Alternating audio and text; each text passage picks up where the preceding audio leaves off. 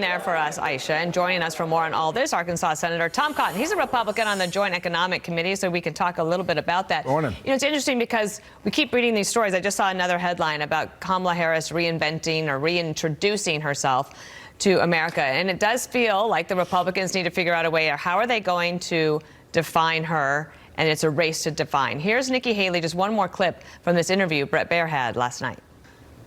Quit complaining that she's not giving an interview. You don't need an interview from Kamala Harris.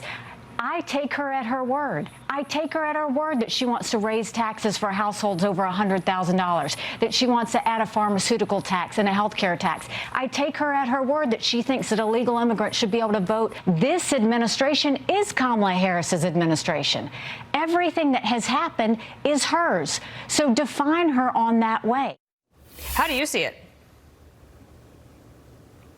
Well, Dana, I think Kamala Harris owes the American people an explanation about where she will take this country. It's true that if you judge by what she said the last time she ran for president, she wants to decriminalize illegal immigration, give illegal aliens taxpayer-provided health care, while taking away your health insurance on the job. Those are things that Kamala Harris said in her own mouth. Now, it's been almost 4 weeks since she's the nominee. She hasn't outlined a single significant policy proposal that she didn't steal from Donald Trump. She hasn't told Americans anything about how she would govern. I think it's reasonable for most Americans to conclude that she's going to be a San Francisco liberal. That's what she's been her entire life.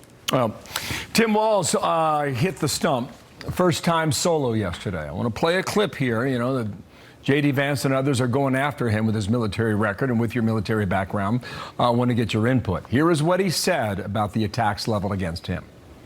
I'm going to say it again as clearly as I can. I am damn proud of my service to this country.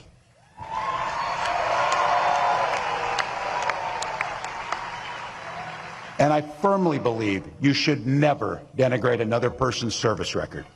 To anyone brave enough to put on that uniform for our great country, including my opponent, I just have a few simple words.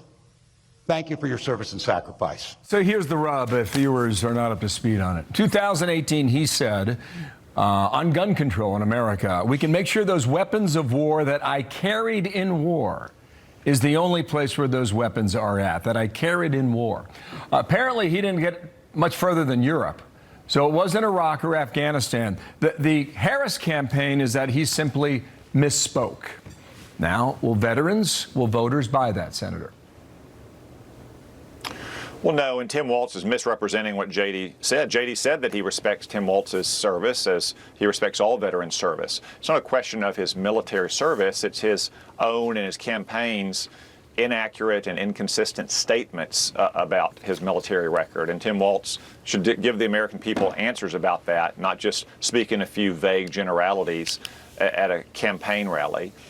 More importantly, again, Kamala Harris is the one that's at the top of the ticket, and she should give the American people answers about what she would do to help rebuild our military. After all, she said when she was a senator that she wanted to substantially cut our defense budget. That would be on top of the cuts that the Biden-Harris administration has proposed. In addition, she should talk about what she wants to do as the commander-in-chief. Every time she has spoken about national security over the last 4 years, she has questioned my belief that she can keep this country safe. I don't think she's prepared to be the commander-in-chief. I mean, really. I mean, look at what she said just a few weeks ago when Benjamin Netanyahu was in Washington, and she basically blamed Israel for for the civilian casualties in Gaza, emboldening Hamas and other Iranian-backed terrorists. And a couple days later, you had more missile strikes in Israel that killed children there. So at every turn, she has undermined confidence that she can keep this country safe as the commander-in-chief. The body language with her and Bibi when he was in town was really interesting to watch. Yeah. Senator, thank you for your time. Great to have you. Thank you.